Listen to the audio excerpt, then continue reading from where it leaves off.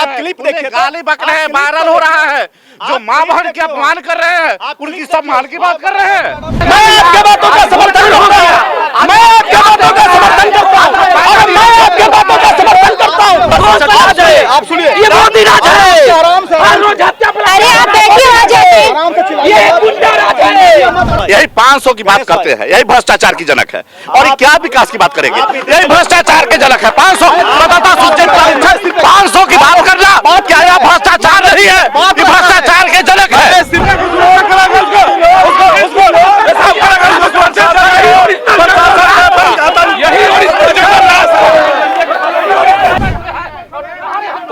क्या कह रहे हैं?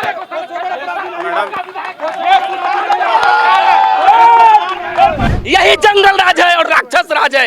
इस राज्य में महिला को सरेआम हाईवे पर उसके साथ गलत किया जा रहा है। इस राज्य में जो बिजनेसमैन है, जो अपने घर से बाहर टहलने के लिए निकल रहा है, उसका गोलियों से भून दिया जा रहा है। नमस्कार, मैं नेहा चौधरी और आप देख रहे हैं फर्स्ट बिहार झारखंड। इस वक्त हम लालगंज विधानसभा क्षेत्र में मौजूद हैं। हाजीपुर संसदीय क्षेत्र है और आसपास आपको ढेर सारे लोगों की मौजूदगी दिखाई दे रही होगी। हमारा कार्यक्रम सत्ता का संग्राम इस वक्त लालगंज में हो रहा है और आसपास ढेर सारे लोग हैं। हम जनता से जानेंगे कि लालगंज का कितना विकास हुआ, सरकार ने कितना काम किया है और यहाँ के लोगों की क्या अपेक्षाएं हैं। तमाम मुद्दों पर बातचीत करेंगे। हमारे साथ कुछ गेस्ट भी जुड़े हैं, अपना अपना पक्ष रखेंगे। जनसुराज की तरफ से हैं रंजीत कुमार पांडे जी, दूसरी तरफ है आरजेडी का पक्ष रखेंगे बीजेपी। इसके अलावा ये और भी लोग हैं यहाँ पर जो अपना अपना पक्ष रखेंगे। लेकिन पहले हम जनता के बीच जाएंगे, जनता से बातचीत करेंगे कि क्या क्या विकास हुआ है। क्या नाम हुआ आपका? मेरा नाम रामनाथ राय है। रामनाथ राय। लालगंज में विकास हुआ है? विकास हवा हुआ है, हवा मतलब बात हुई है, विकास नहीं हुआ। और हम लोग तो बिहार के बदलाव चाहते हैं। विधायक संजय कुमार सिंह जी क्या क्या काम किए हैं? वो अपने घर पर कुछ किए होंगे। हम लोग की तरफ, हमारा घर लालगंज से पश्चिमी क्षेत्र में पड़ता है, उधर नहीं कुछ किए। कुछ नहीं किया? कुछ जाते भी नहीं हैं। हाँ। विधायक जी तो जयबो नहीं करते हैं। कई बार उनको कहा गया, लेकिन वो कहते हैं कि उधर हम क्या करने जाए। क्या सर विकास हुआ है? विकास तो कभी देखबे नहीं किए। विकास किसे कहते हैं हमको तो अभी तक पता ही नहीं है। मेरे विधायक संजय कुमार सिंह जी सिर्फ हवाई बात है उनका, और कुछ नहीं। और होने वाला भी उनसे कुछ है नहीं। 2025 का चुनाव उनको सबक सिखाएगी इस बार जनता। मेरा नाम अजीत कुमार मिश्रा हो गया, हम जनसुराज के जिला महासचिव हैं। और भी कुछ लोग हैं। देखिए सर, लोग तो कह रहे हैं कि विकास तो हुआ ही नहीं है, संजय कुमार सिंह जी आते भी नहीं है देखने के लिए। सबसे पहले यहाँ उपस्थित सभी लोगों को मेरा जय श्री राम। और आपके चैनल के माध्यम से देश दुनिया के जितने भी लोग देख रहे हैं सभी को मेरा नमस्कार प्रणाम।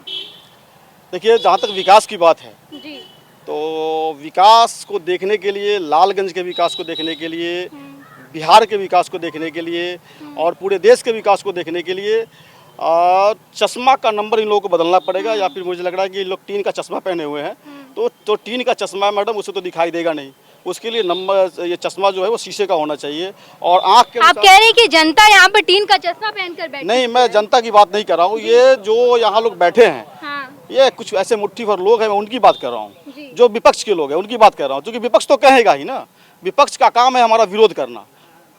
क्या विकास हुआ है? जी नहीं, दावा खोखला है, ये गलत बोल रहे हैं। तिवारी जी गलत बोल रहे हैं। तिवारी जी का व्यक्तिगत विकास हुआ होगा, यहाँ की जनता की विकास नहीं हुआ। जनता कोई चश्मा टीन का नहीं पहना है, जनता के पास पावरफुल चश्मा है। जो अभी निर्णय करने का समय आ गया है, निर्णय करेगी। जनता के पास पावरफुल चश्मा है। लोकतंत्र में 5 साल में आप आए हैं, जनता के बीच आइए। जनता को कहिएगा टीन का चश्मा है, आपको टीन की चश्मा नहीं, आपको स्टील की चश्मा पहना देगी। स्टील का चश्मा पहना देंगे क्या पांडे जी? अभी तो आप लोग पूरा घूम रहे हैं। बिल्कुल, हम लोग घूम रहे हैं पूरे लालगंज विधानसभा में। क्या देखे विकास हुआ है? पूरे लालगंज विधानसभा क्षेत्र में घूमता हूँ। विकास का क्या परिभाषा होता है ये तो संभवतः पक्ष वाले लोग ही बताएंगे। विपक्ष वाले लोग तो जो है पक्ष और विपक्ष में क्या हो रहा है नहीं हो रहा है सब चीज़ देख रहे हैं, सुन रहे हैं। एक जीता जागता उदाहरण मैं बता रहा हूँ विकास का। ये भवन आप देख रही हैं, जरा उधर फोकस कर लीजिए। दिखाइए। ये लालगंज का हॉस्पिटल रहा है, कभी पीएचसी रहा है। ये लालगंज का जो है जीता जागता विकास का परिणाम है ये लालगंज विधानसभा क्षेत्र का। और पंचवर्षीय योजना के अंतर्गत 5 वर्षों का विधायक का कार्यकाल होता है। 5 वर्षों के विधायक के कार्यकाल में 4 वर्षों तक मैं समझता हूं कि लालगंज का विधायक संजय कुमार सिंह 4 वर्ष तक अपने घर से संभवतः बाहर नहीं निकला, चाहे वो बाढ़ का समय हो तब, चाहे वो कोरोना का समय हो तब, चाहे किसी भी आपदा विपदा में जनता के साथ वो आदमी कभी खड़ा नहीं रहा।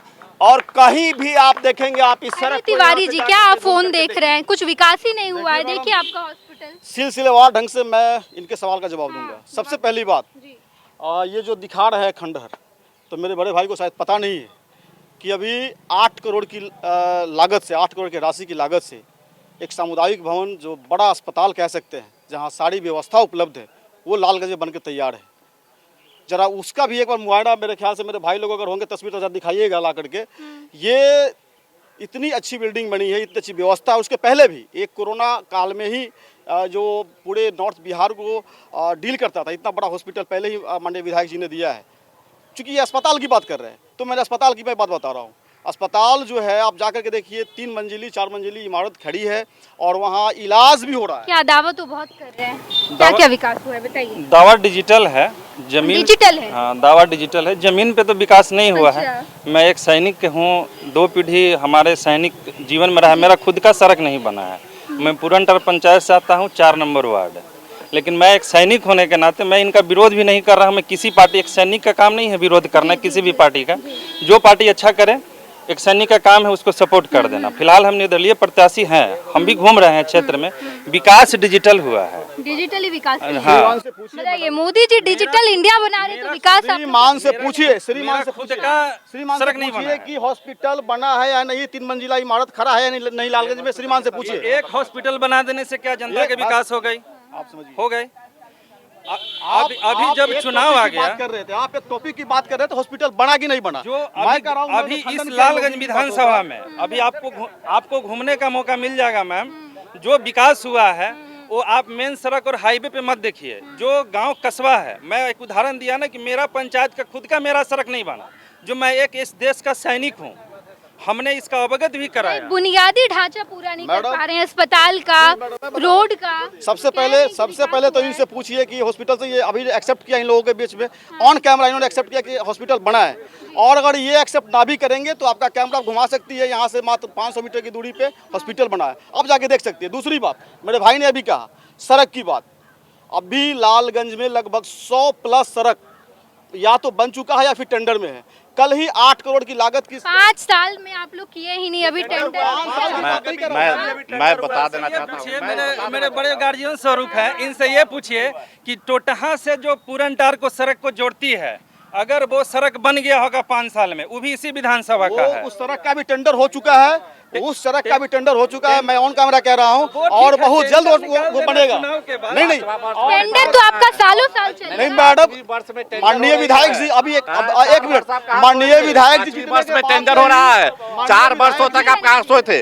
और जहाँ तक इन्होंने PSC की बात कही, मैं आपको आपके चैनल के माध्यम से मैं बता देना चाहता हूँ कि जो प्राथमिक स्वास्थ्य उपकेंद्र देख रहे हैं, यह जर्जर है। जो रेफरल अस्पताल है, जिसमें सामुदायिक स्वास्थ्य केंद्र, जो जिस समय महागठबंधन की सरकार थी उस समय निर्णय हुआ था, और वही जाकर के सामुदायिक स्वास्थ्य केंद्र बना, वही बना है। और दूसरी बात कर रहे हैं, ये PSC का यही बिल्डिंग थी, यही PSC थी। आज भी खंडहर है और खंडहर है और खंडहर रहेगा।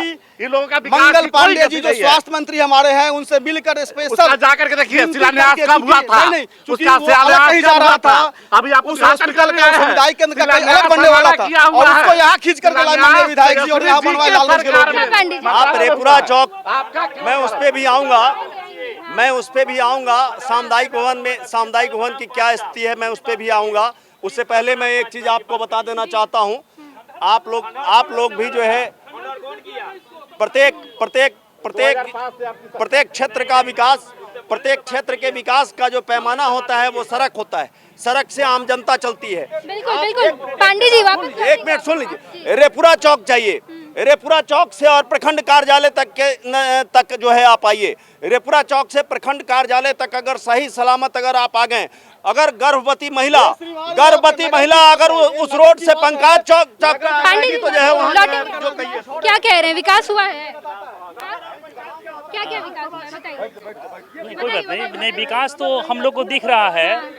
लाल तिनपुलवा चौक जाम रहता था, एक इतना अच्छा बाईपास बन गया, इतना अच्छा विकास हुआ।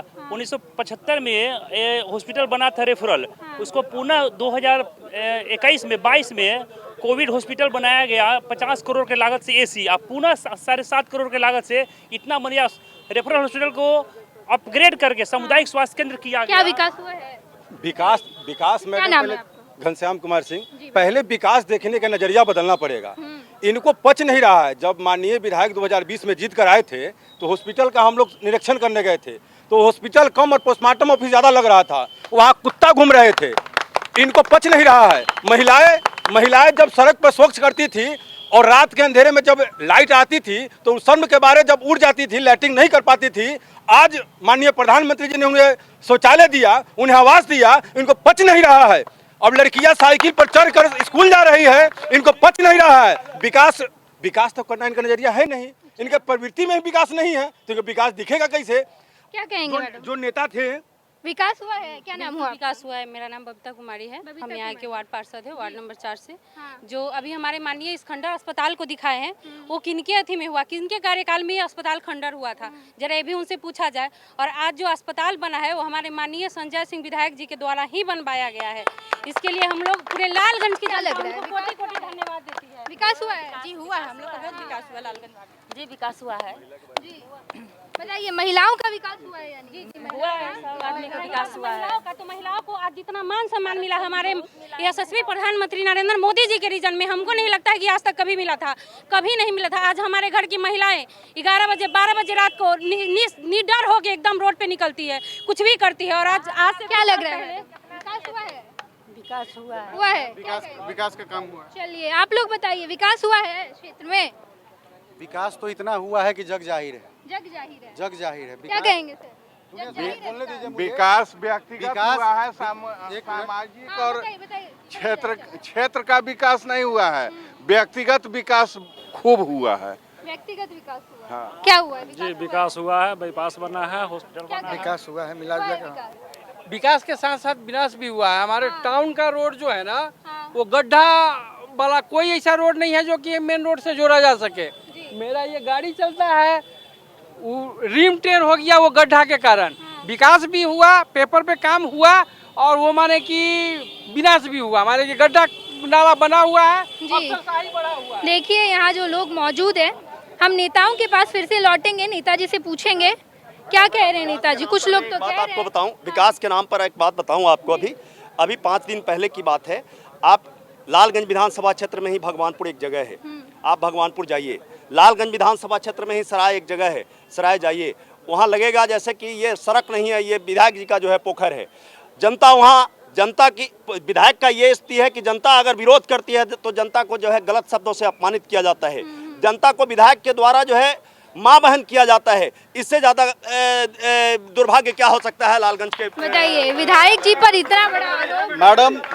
मैडम सबसे बड़ी बात कि ये लोग जो लोग बता रहे हैं, भगवानपुर की बात कर रहे हैं और सराय की बात कर रहे हैं, इन लोगों से जरा पूछिए कि 5 साल पहले ये लोग कहाँ थे। 5 साल पहले विधायक अपमान कर रहे हैं। नहीं, विधायक बिल्कुल अपमान नहीं। बिल्कुल आप क्लिप देखिए, गाली बक रहे हैं, वायरल हो रहा है। जो माँ बहन के अपमान कर रहे हैं, उनकी सम्मान की बात कर रहे हैं, अपमान कर रहे हैं, जो दुनिया में वायरल हो रही है।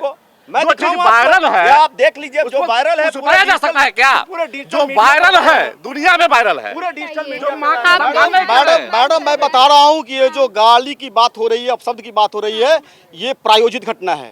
ये एक प्रायोजित घटना थी। और गाली और सामने आने वाले जो एक मुंह से टेढ़ा व्यक्ति था और एक पैर से जो विकलांग व्यक्ति था, ये दोनों व्यक्ति आरजेडी के लोग थे। आरजेडी के लोग थे, पता लगाइए। और वो जेल जा चुके थे। जेल वो प्लेटफॉर्म पे ब्लैक से टिकट बेचने का काम करता है और माननीय विधायक जी को जानबूझकर डिस्टर्ब करता था वो। क्या बताइए, नेताजी लोग तो कह रहे हैं कि काम हुआ है, नहीं हुआ है, आपके नजरिए से क्या क्या हुआ है?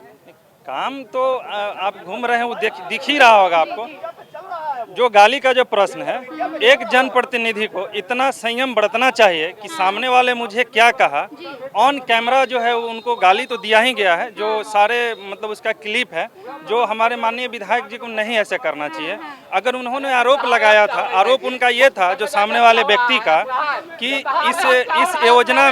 इस योजना में घुसखोरी हुआ है। क्या कह रहे हैं?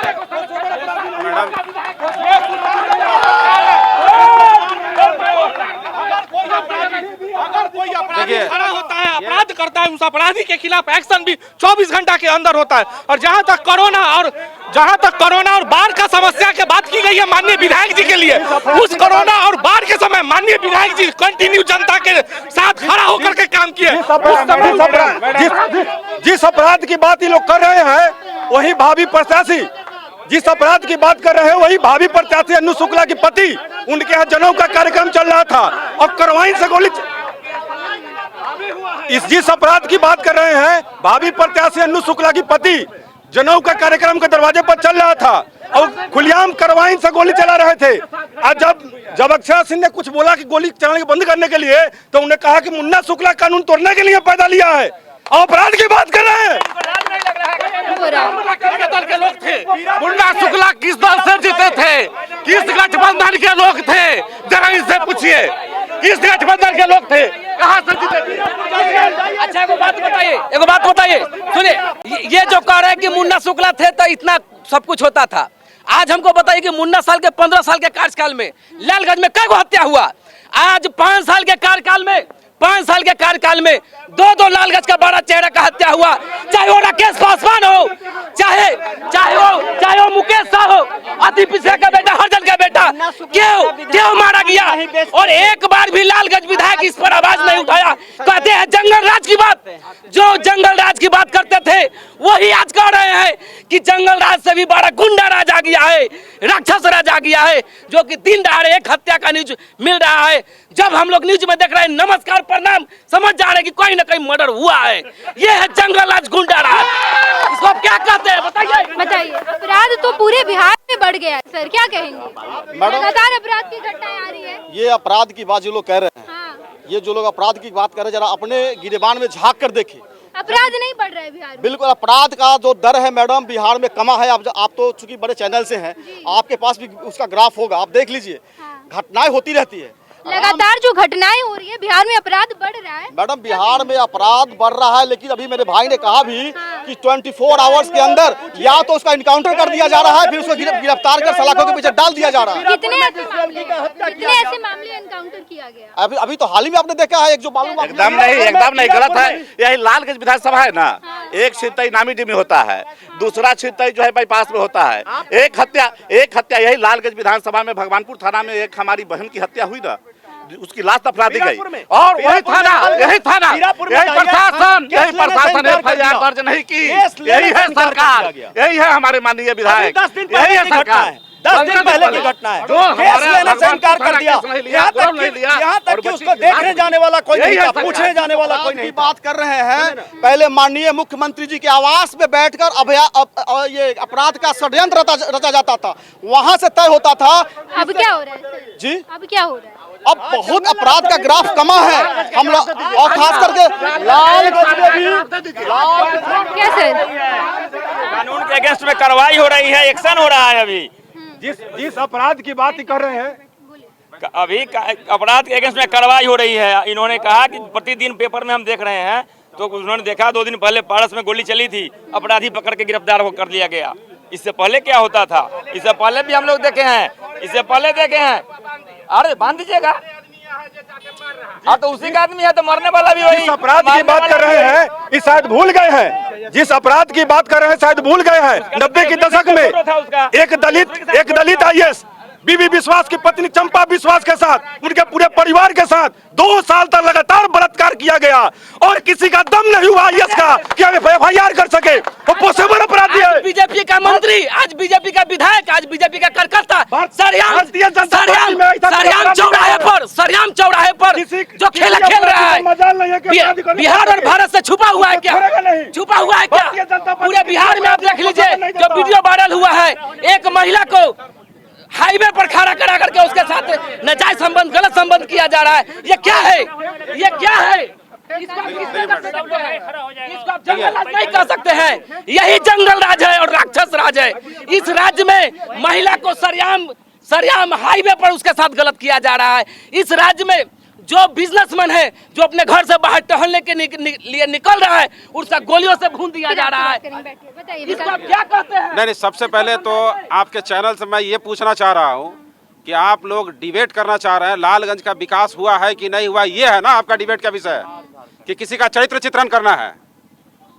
और यदि लालगंज का आम आवाम जानता है कि किसका क्या चरित्र है।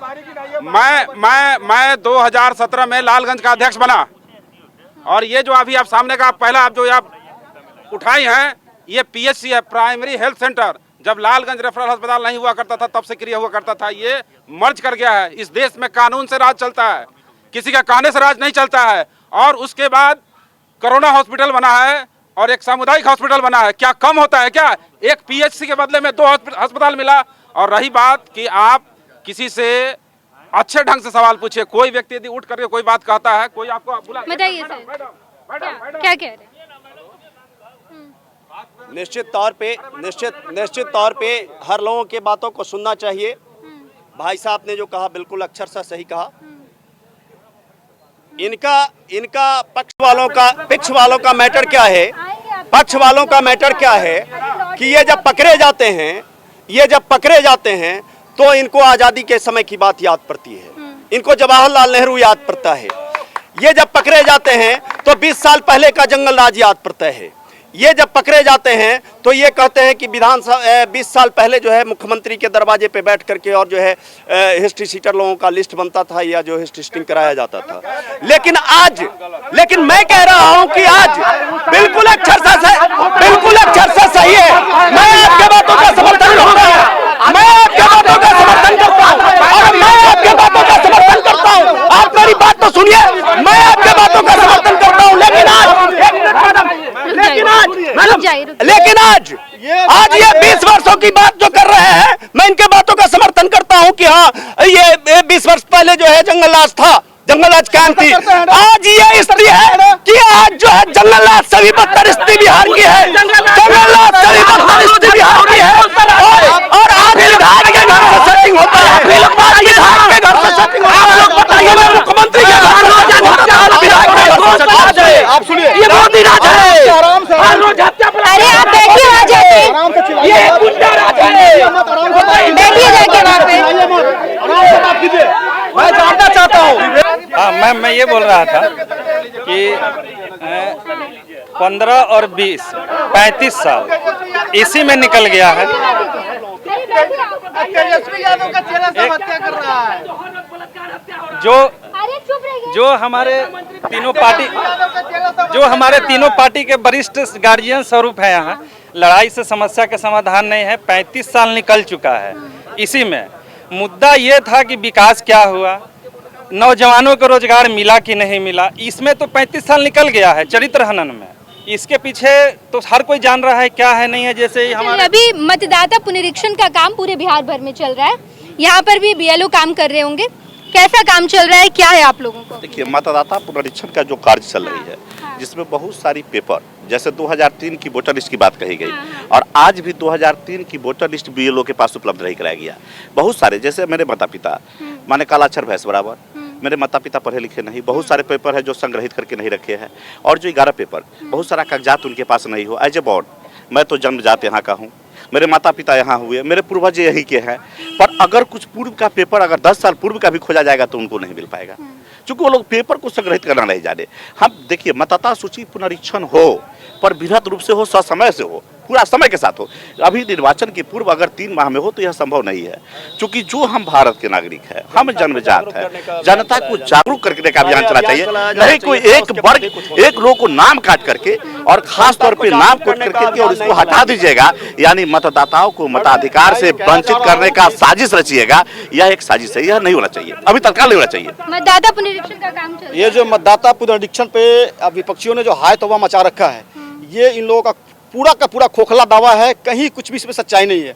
और वस्तु स्थिति क्या है, समय का जो के लिमिटेशन की जो लोग बात कर रहे हैं, इसके पहले भी समय 21 डेज का था और इस बार भी ये समय दिया गया है और ये सफिशिएंट टाइम है। इसके बीच में इसका कार्य पूर्ण कर लिया जाएगा और किसी के साथ किसी भी तरह की अनियमितता नहीं बरती जा रही है। रही बात ये जो कुछ लोग दावे कर रहे हैं कि हमारे पास सर्टिफिकेट नहीं है, डेट ऑफ बर्थ नहीं है, सबके पास सब कुछ है।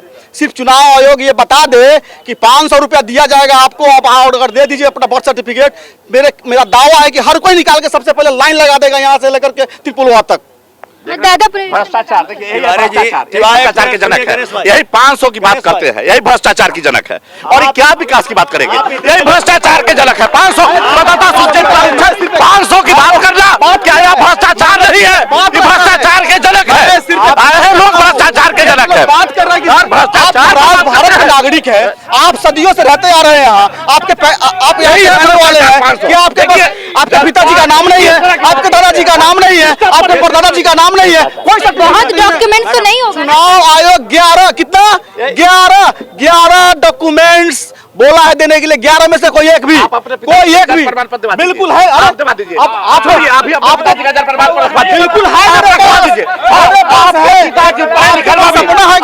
प्रमाण पत्र दिखा दिखाऊंगा। आप अपने पिताजी का जन्म प्रमाण पत्र दिखा दीजिए, आप अपने पिताजी का, दूसरे का नहीं, आप अपने पिताजी का रखिए, आप यहाँ रखिए, आप अपने पिताजी का जन्म प्रमाण पत्र, आप अपने पिताजी का जन्म प्रमाण पत्र रख दीजिए। आपके चिल्लाने से कुछ नहीं होगा, आप अपने पिताजी का रखिए। सहयोग कर रही है मैडम, आम जनता बढ़ के सहयोग कर रही है, सभी लोग डॉक्यूमेंट्स दे रहे हैं, काम हो रहा है। और आपके चैनल के माध्यम से बताना चाह रहा हूँ 50% से 60% काम हो चुका है। आप अपने पिताजी का रख दीजिए। ये 500 रुपए वाली बात जो भ्रष्टाचार का ये गणेश भाई ने बताया तिवारी जी को, ये आज के जमाने में आज की सरकार में 500 रुपया भ्रष्टाचार नहीं है, शिष्टाचार है। दूसरी बात मैं आपको बताऊं, इनके नजर में जो है शिष्टाचार है, मेरे नजर में भ्रष्टाचार है। वो 500 रुपए की बात जो है वो मेरे नजर में भ्रष्टाचार है, पक्ष वालों के नजर में वो 500 रुपया घूस जो है शिष्टाचार है। मैं दूसरा बात आपको कहना चाहता हूँ, मेरा उम्र 53 बरस का हो गया, मेरी उम्र 53 बरस की हो गई। मैं पढ़े लिखे खानदानी घर से हूँ, मेरी माताजी प्रधानाध्यापिका से रिटायर की हैं, मेरे पिताजी उस जमाने के ग्रेजुएट हैं, मैं भी ग्रेजुएट हूँ, मेरे घर में कोई भी ग्रेजुएट से कम नहीं है। मैं आपको बताऊं, इसमें जितने भी लोग बैठे हैं लगभग 90% लोगों के पास जो है, जिस प्रकार मेरे पास बर्थ सर्टिफिकेट नहीं है, इन लोगों के पास भी बर्थ सर्टिफिकेट नहीं है। आज के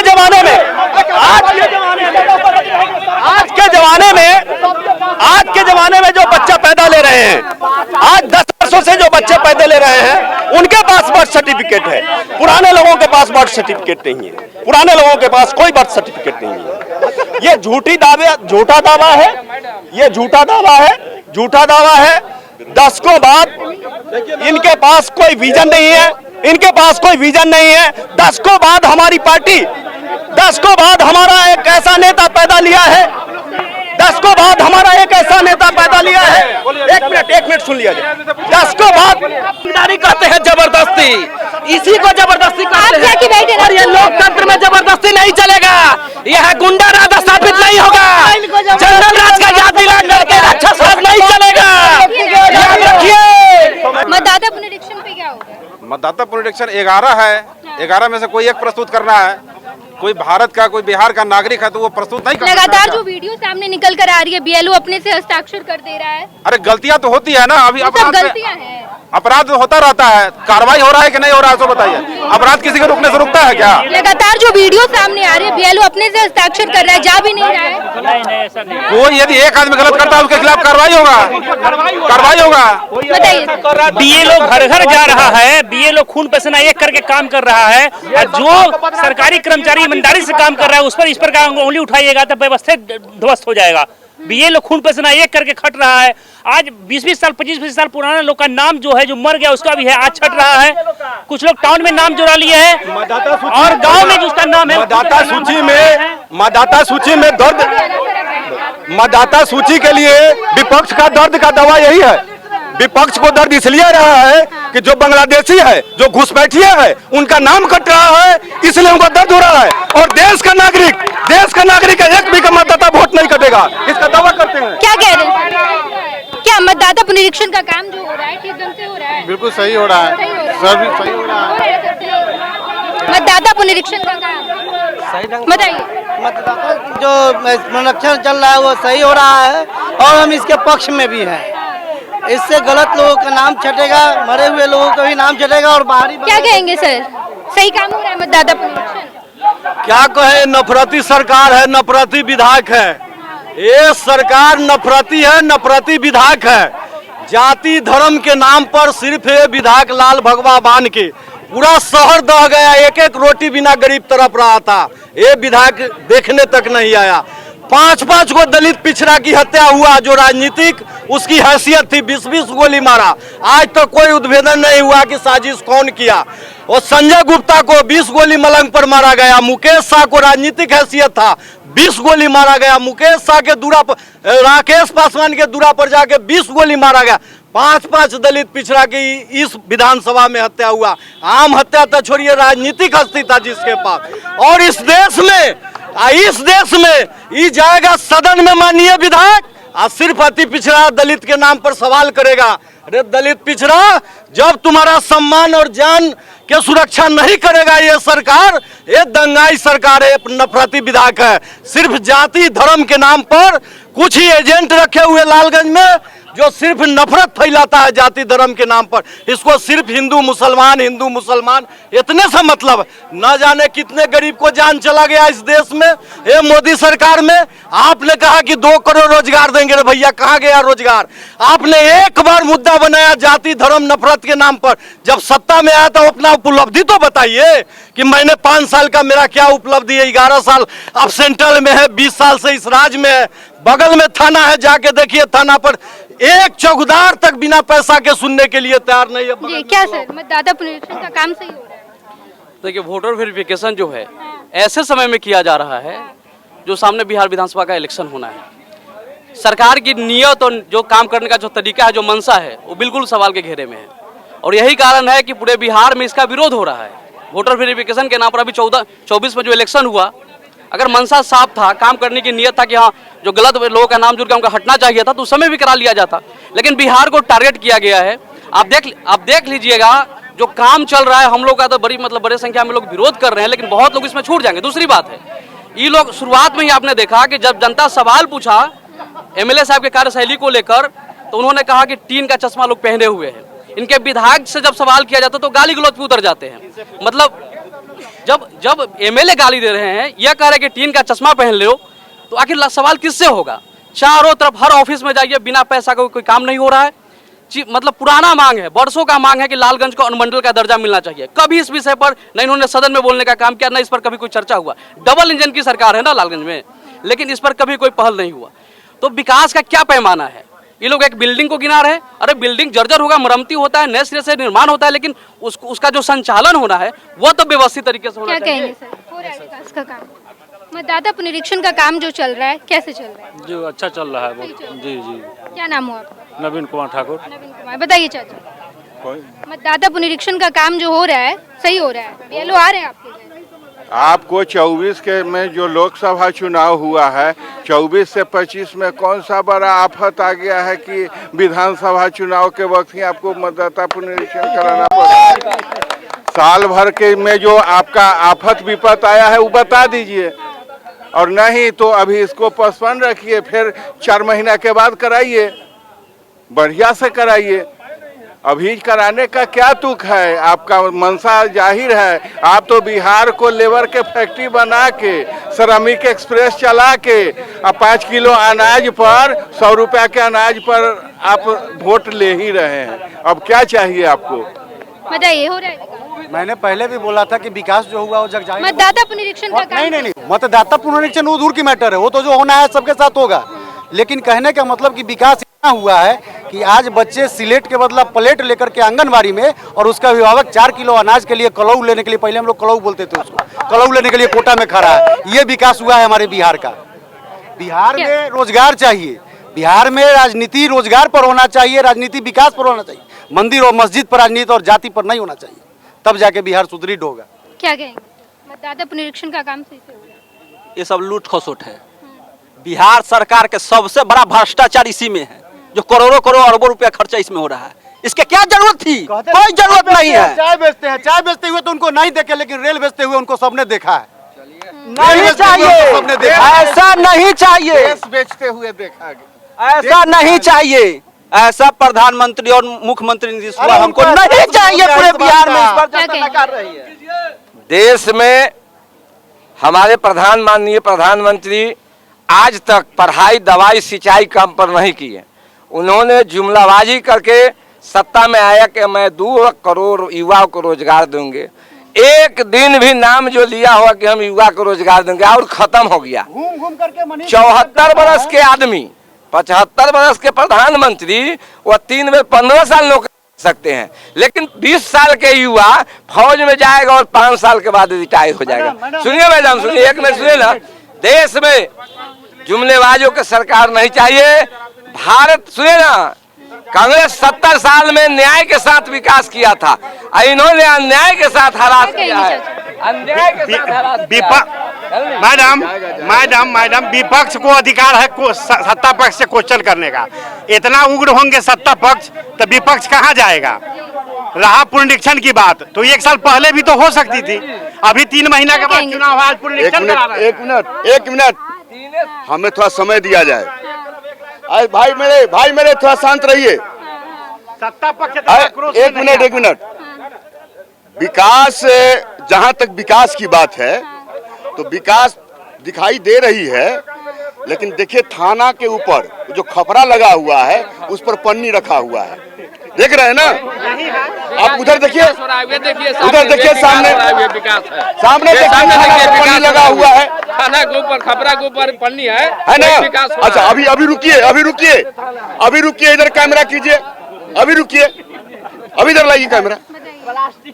अब मैं कह रहा हूँ कि एक समय था कि राष्ट्रीय जनता दल के एक अदना कार्यकर्ता यदि थाना पर बैठ जाता था तो दरोगा का पुल माने पैंट में पेशाब हो जाता था। लेकिन बैठिए,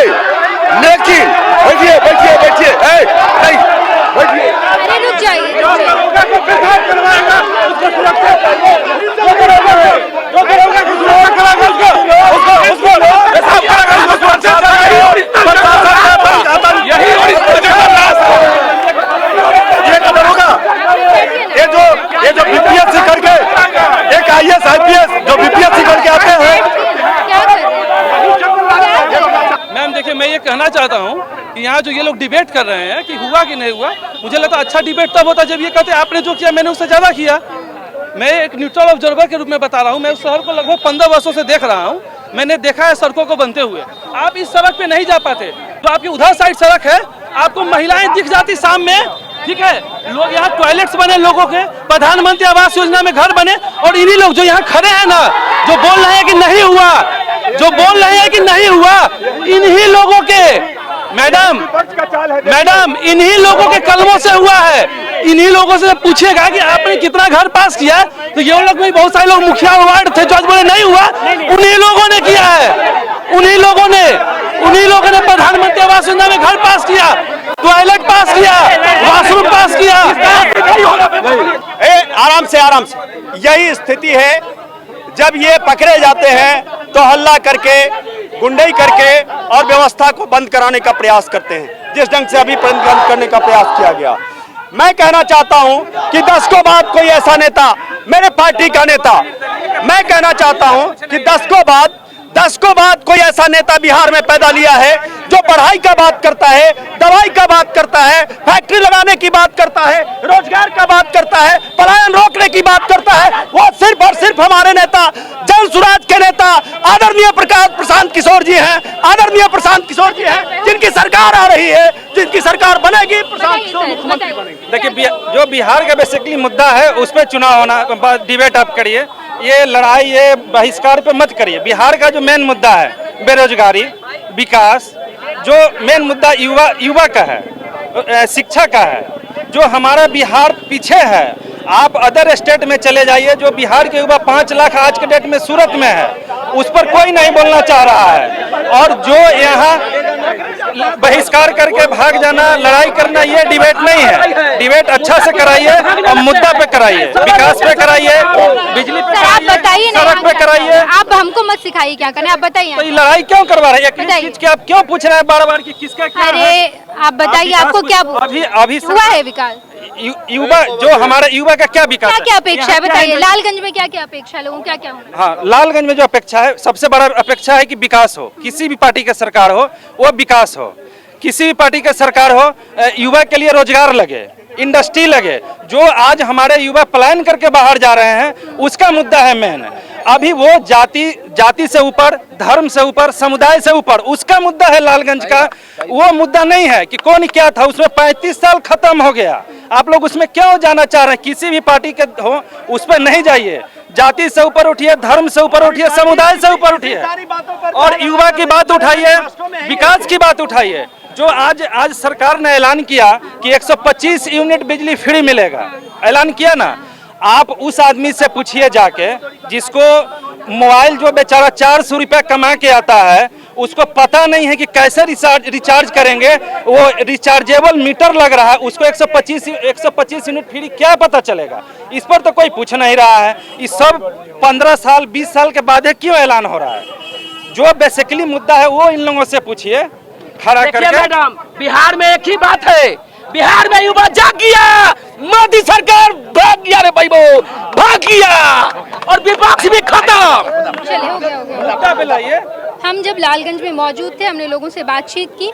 तमाम पार्टीज के नेता भी यहाँ पर मौजूद थे, उन्होंने अपना अपना पक्ष रखा है। लालगंज में क्या विकास हुआ, क्या क्या लालगंज की अपेक्षाएं हैं। हम लगातार बिहार के अलग अलग हिस्सों में जा रहे हैं। हर विधानसभा सीट पर हमारा सत्ता का संग्राम कार्यक्रम होगा।